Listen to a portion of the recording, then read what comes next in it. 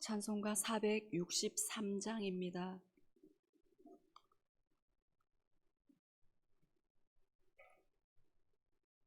(463장입니다)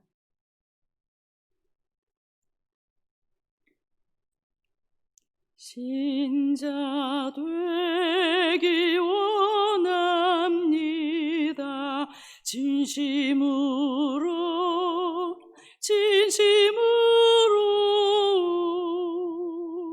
신자 되기 원합니다. 진심으로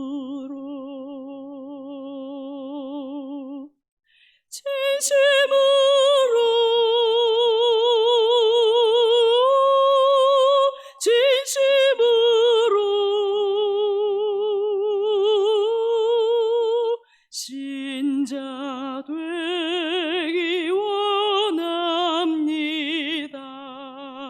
진심으로 사랑하기 원합니다. 진심으로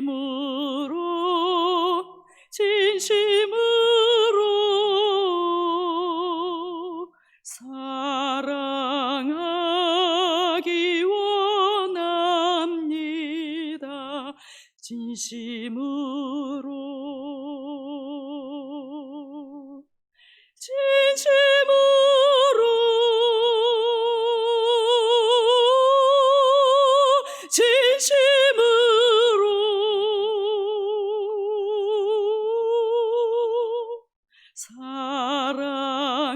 사랑하기 원합니다.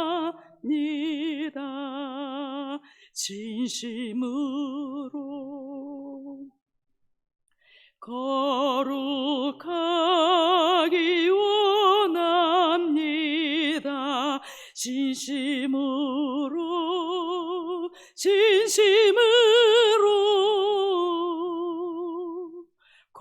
거룩하기 원합니다.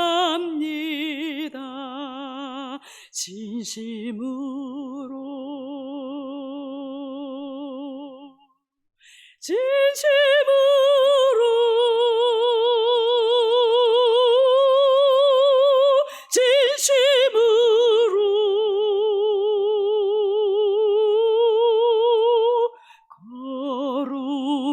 거룩하기 원합니다. 진심으로 예수 닮기 원합니다. 진심으로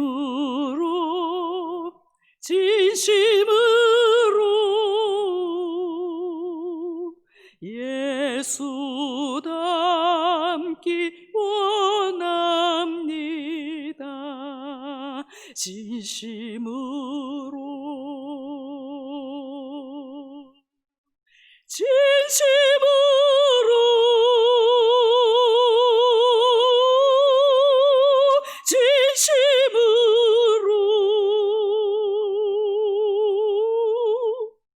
예수 닮기 원합니다.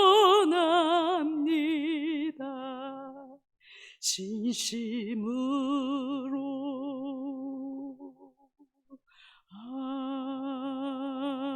아멘. 로마서 14장 1절에서 12절 말씀입니다.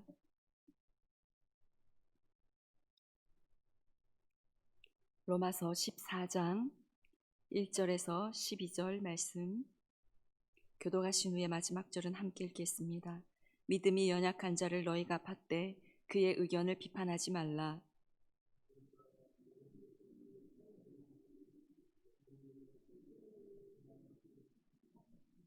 먹는 자는 먹지 않는 자를 업신여기지 말고 먹지 않는 자는 먹는 자를 비판하지 말라. 이는 하나님이 그를 받으셨음이라.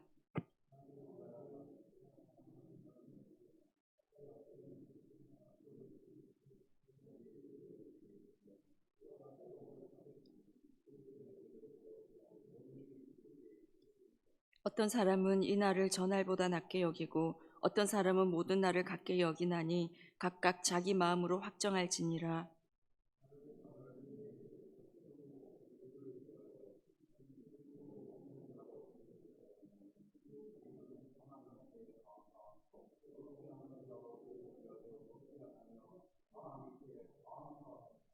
우리 중에 누구든지 자기를 위하여 사는 자가 없고 자기를 위하여 죽는 자도 없도다.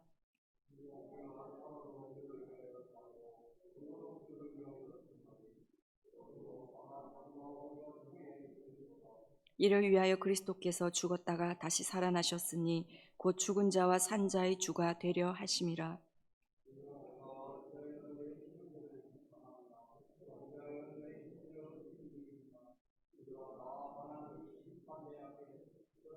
기록되었으되 주께서 이르시되 내가 살았노니 모든 무릎이 내게 꿇을 것이요 모든 혀가 하나님께 자백하리라 하였느니라.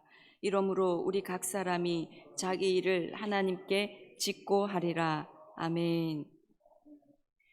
로마서 12장부터는 믿음으로 의롭게 된 성도들의 삶이 어떠해야 하는지를 말씀하고 있습니다.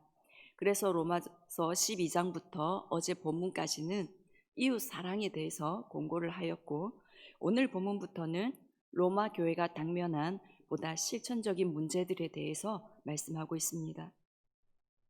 헬라어에 아디아포라라는 단어가 있습니다. 이 단어의 뜻은 대수롭지 않은 것들이라는 뜻을 가지고 있습니다. 성경에서 이렇게 하라, 이것이 맞다라고 명하지도 않고 또 그건 하지 말아라라고 금하지도 않는 그런 행동들을 말합니다. 선도 아니고 악도 아닌, 해도 되고 안 해도 되는, 구원하고는 상관이 없는 그런 것들을 의미합니다. 예를 들어서 먹는 음식에 대해서 구약의 레위기 11장에서 말씀한 그것을 그대로 지켜야 하는가, 오늘날에는 안 지켜도 되는가, 돼지고기를 먹어야 되는가, 먹지 않아도 되는가, 안 먹지 않아야 하는가, 그런 문제들, 또 구약의 절기에 대한 문제들, 월삭이나 안식일이나 유월절, 초막절 이런 것들을 지금도 지켜야 하는가, 안 지켜야 하는가, 예를 든다면 또 주일에 돈을 써도 되는가, 아니면 안 써야 하는가, 또 교회에서 예배 시간에 찬송가만 불러야 하는가, 아니면 복음성을 불러도 되는가, 또는 요즘은 덜하지만 드럼이나 일렉기타 저런 거는 세상 악기가 아닌가, 예배 시간에 저런 걸 사용해도 되는가, 이러한 문제들, 이런 것들이 아디아포라입니다. 본질과는 관계없는, 대수롭지 않은, 구원과 상관없는 문제들입니다. 그런데 이런 문제들로 인해서 교회에 의외로 많은 분쟁들이 일어납니다. 그래서 바울이 어떻게 해야 하는지를 말씀하고 있습니다. 1절을 보시면 믿음이 연약한 자를 너희가 받되 그의 의견을 비판하지 말라. 믿음이 연약한 자를 너희가 받되라는 말씀을 보아서 지금 여기에서 말하는 너희는 믿음이 강한 자인 것 같습니다. 믿음이 연약한 자와 믿음이 강한 자 두 부류가 견해가 지금 다른데, 바울은 믿음이 좋은 자들에게 지금 권면을 하고 있습니다. 믿음이 연약한 자들의 의견을 비판하지 말아라. 마치 아들 둘이 다투면 부모가 큰아들에게 네가 동생을 좀 이해해라 라고 그렇게 말하는 것처럼 믿음이 연약한 사람들의 의견에 대해서 비판하지는 마라 라고 당부하고 있습니다. 2절을 보시면 어떤 사람은 모든 것을 먹을 만한 믿음이 있고 믿음이 연약한 자는 채소만 먹느니라. 이 당시 로마 교회가 어떤 문제로 논쟁이 되고 있는지를 지금 보여주고 있습니다. 음식과 관련한 문제였는데요. 로마서를 기록할 당시 로마 교회 안에는 음식 문제와 관련해서 두 부류의 성도가 있었습니다. 당시 로마에 거래되는 모든 고기들은 이방 신전에 드려졌던 고기들이 많았습니다. 이런 고기들을 먹는 일에 개의치 않는 성도들과 또 이런 고기들을 먹는 것에 마음이 꺼림이 있어서 채소만 먹는 성도들이 있었습니다. 고린도전서 8장 4절에 그러므로 우상의 제물을 먹는 일에 대하여는 우리가 우상은 세상에 아무것도 아니며 또한 하나님은 한 분밖에 없는 줄 아노라 라는 말씀처럼 우상은 아무것도 아니다 라고 생각하고 고기를 비롯한 모든 음식은 하나님께서 주신 선물로 여기고 감사하면서 먹으면 된다라고 생각하고 음식 문제에 꺼림이 없는 성도들이 있었습니다. 그러나 또 어떤 성도들은 시장에서 판매되는 고기들 대부분이 우상 숭배와 관련이 있으니 그냥 채소만 먹는 성도들이 있었습니다. 이에 대해서 3절에 말씀하십니다. 먹는 자는 먹지 않는 자를 업신여기지 말고 먹지 않는 자는 먹는 자를 비판하지 말라. 이는 하나님이 그를 받으셨습니다.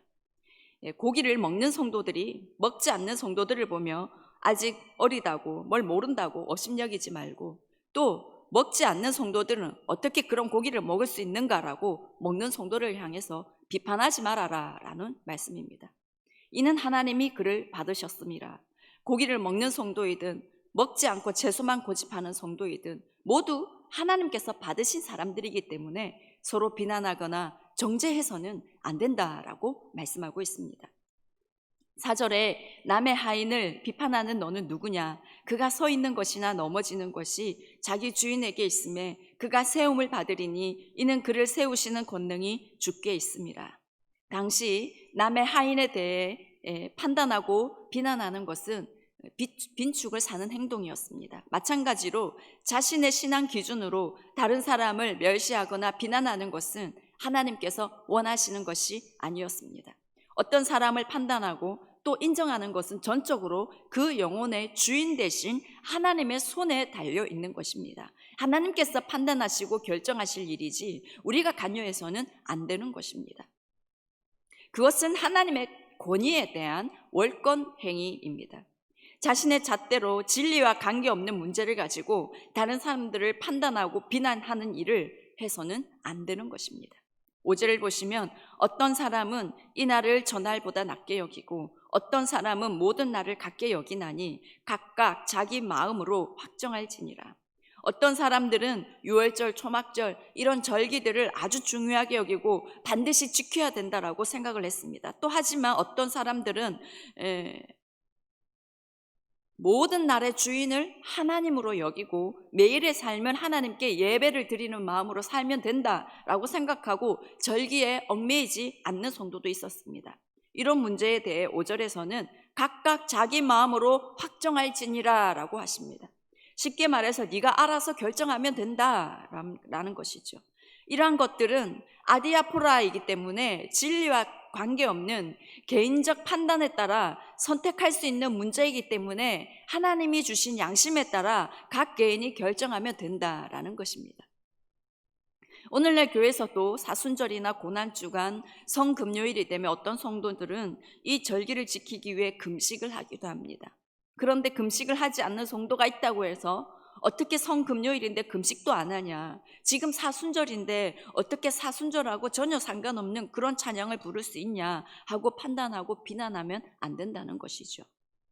6절에 나를 중히 여기는 자도 주를 위하여 중히 여기고 먹는 자도 주를 위하여 먹으니 이는 하나님께 감사함이요 먹지 않는 자도 주를 위하여 먹지 아니하며 하나님께 감사하느니라. 절기를 지키는 것도 고기를 먹는 것도 먹지 않는 것도 그들의 마음가짐과 목적이 주를 위하여라면 문제가 없다라는 것이죠. 무엇이든지 그 마음이 주를 위해서라면 이 비본질적인 것들에 얽매일 필요가 없는 것입니다. 주를 위하여 살지 않고 하나님의 은혜에 감사하지도 않는 그것이 문제이지 고기를 먹든 안 먹든 그것은 중요한 문제가 아니라는 것이죠. 6절에 주를 위하여라는 단어가 3번이나 나옵니다. 7절에서도 우리 중에 누구든지 자기를 위하여 사는 자가 없고 자기를 위하여 죽는 자도 없도다. 로마 교회 성도들은 주를 위하여 사는 자들이었습니다.